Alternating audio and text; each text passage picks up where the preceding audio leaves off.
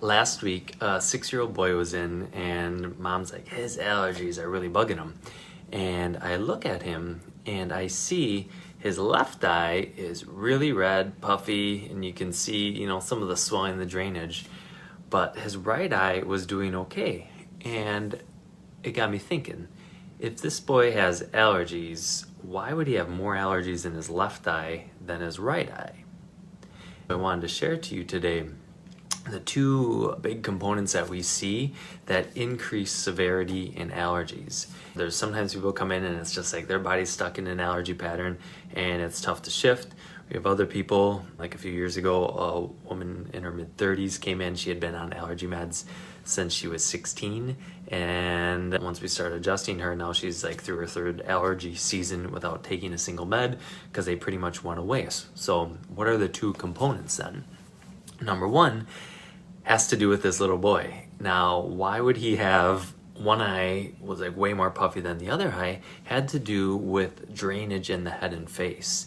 When we get allergies and we start to get that swelling and puffiness and redness and the fluids building up, if our head can drain everything down, it has to drain not only through the head but then through the neck. If drainage happens easily, allergies aren't nearly as bad. So in this boy's case, we found out his neck was doing pretty well. That's one area that we'll see is the tubes, everything that drains through the head and face, even through the ears, like kids with ear infections, everything drains through the neck, and there's these little tubes that we want nice and open. If something's off in the neck, that tube starts to get crunched down and all of a sudden, boop, boop, boop, everything gets puffy and swollen. Now in this boy's case, his left eye had more allergies than his right eye. Actually, his neck was doing okay, but some of the bones in his head were crunched.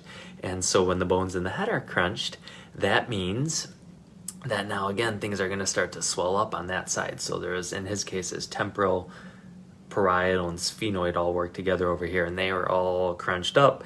And that's why his left eye was getting more allergies than his right eye. So component number one is how well can your head or your child's head drain when something's going on.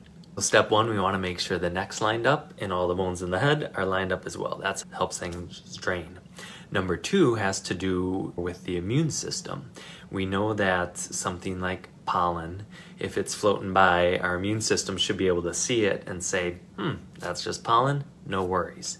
If we're in a room that's kind of dusty, our immune system should be able to say, a little dust, no worries. And it shouldn't react or overreact to those things. And we know that our immune system is controlled by our nervous system. So if our nervous system is already under stress, it's going to more likely perceive something like pollen or dust as stressful. So that's step two, is if we can get the nervous system out of a flight, out of a stress state, it now starts to calm down and it can more accurately perceive the environment as not stressful. Just like you or I, if we've had a tough day at work or with the kiddos and our reserves are shot, we get to the end of the day and now our spouse does something little, we can easily overreact to it because that stress is already built up in our body. So same thing for our immune system, is if our nervous system's under stress, it will tell our immune system to overreact to something little as well. If that's something that resonates with you, then know that if you're dealing with allergies, if we can get good drainage, and then if we can help your nervous system get into a calmer state, it helps your immune system get into a calmer state as well.